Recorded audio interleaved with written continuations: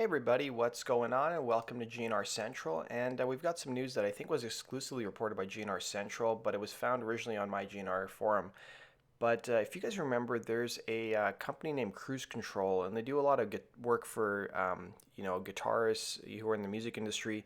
And a couple months back, they had made some news because they posted on Facebook some work they were doing for Slash, apparently for some recording that was going on at Axl Rose's house.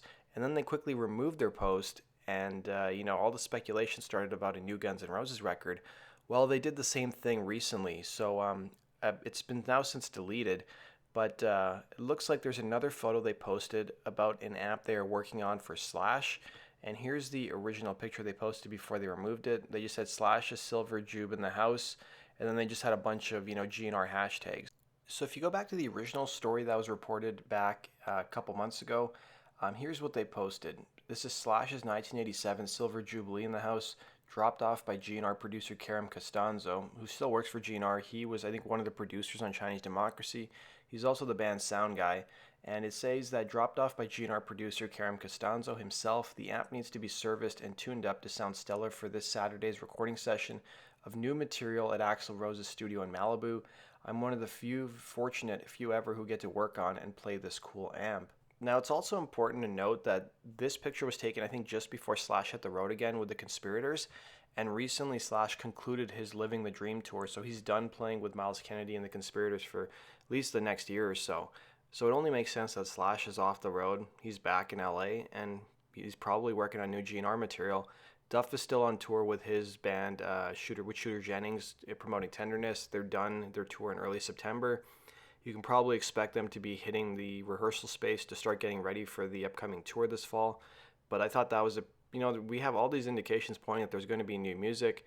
Couple that with the recent leak that happened and the fact that management was trying to buy back some of these leaks. We may be seeing music sooner than we think, and I'd reported that we may be seeing music by the end of the year, or if not, at least into early next year. So let me know what your thoughts are in the comments section on these revelations. Turning now to some Slash and Miles Kennedy and Conspirators news, since we just touched on them. Because their tour is wrapped up, there is some good pro shot footage that emerged from them playing the UK Download Festival back in June, I think it was, or in July.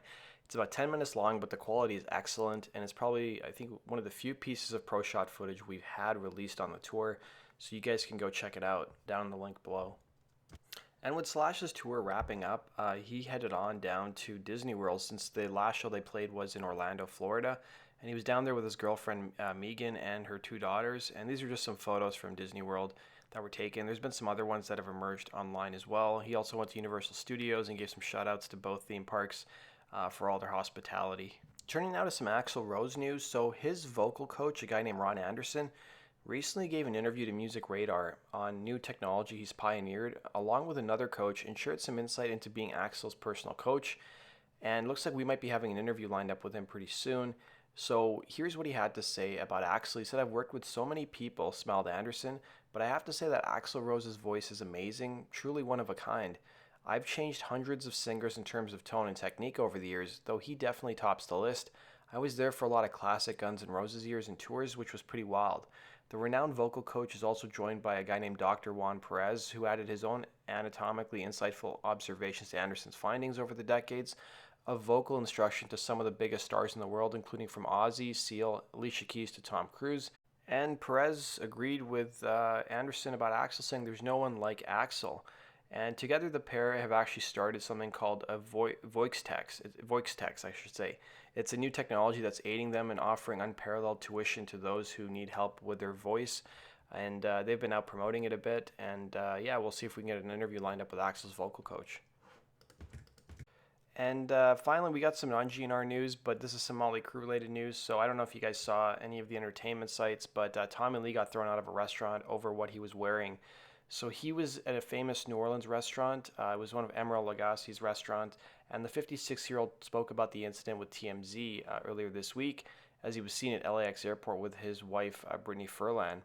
And in the video that emerged, the 32-year-old Furlan said, "It was actually really stupid. We literally go in there, we sit down, and I have a hat on, and Tommy has a hat on, and the waitress or host or whoever goes, 'Yeah, you have to take your hat off, sir.'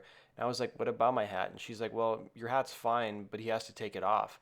she told TMZ, adding that Lee was wearing a regular baseball cap. So Tommy was like, "Oh, what the hell?" I took it off, put it on his lap, and then the guy comes into our table and says, "We have no problem. The hat's off, everything's cool." And he's like, "Excuse me, I heard you use profanity." So Lee then explained what the guy said, saying, "You're going to have to leave," to which Tommy responded, "You know what? We're leaving." Now, we don't have to be in some stuffy place where they're like, "Take your hat off." So on Tuesday, Lee expressed his dissatisfaction directly to Emeril Lagasse, the restaurant owner, saying, "Hey Emeril, I was just at your restaurant in New Orleans and was aggressively asked to leave because I was upset about removing my hat. I removed it and they still came up to our table and gave me a hard time," he tweeted. That concludes today's video, guys. Thanks for watching. Be sure to hit the like button and subscribe. And as always, stay tuned in GNR Central for the latest Guns N' Roses news. And you guys can also go check me out at gnrcentral.com if you want to see the news as it breaks. Take care.